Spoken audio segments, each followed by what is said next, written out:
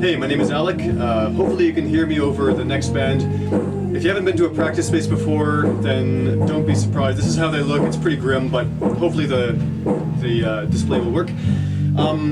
So I saw it go past on Hackaday, somebody's project turning a trinket plus a microphone and some NeoPixels into a light or sound-activated light show for the drums.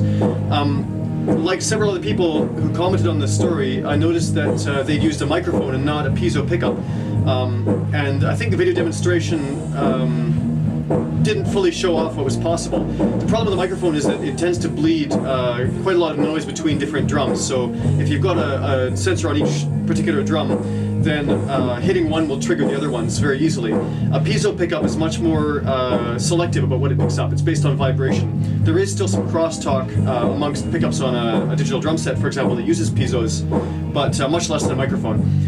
I also felt like the light display didn't make full use of the NeoPixels. So this is my attempt to take that project and do a very similar thing. I've got trinkets and NeoPixels on a number of these different drums, but hopefully the display will be a bit better. This is my first trial run. I've just finished practice with the band. We're doing a New Year's show very shortly, and that'll be the big show-off, so hopefully this will turn out well. It's for Back to the Future theme, so we're the Future Band, which I guess means 2015 or 2014 or whatever it is. So I've got one pickup on the bass drum. As you see, I've got a chaser effect, one on the snare, one on the hi-hat, one on this cymbal, crash cymbal, and one on the other crash cymbal. So if I actually play, the nice thing about the delay effect is that it kind of shows what I played after I played it. You can almost see. It's distracting if I look at this because it's kind of awesome, but you get a nice circle effect on the snare drum, probably not visible from there. If I play the whole set, you'll see it's fairly selective.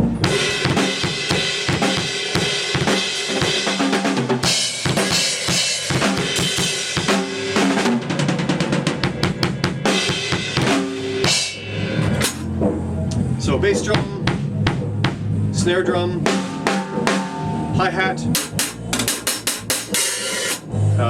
crash, and crash.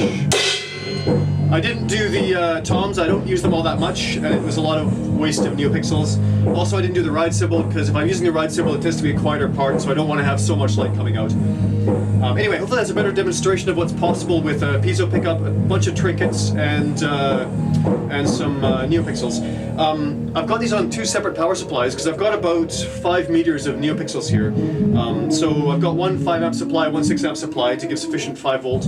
I've got wires trailing all over the place, but hopefully it'll be fairly invisible on the actual show. I hope to take some video of the actual show and then post what it's like with a full band.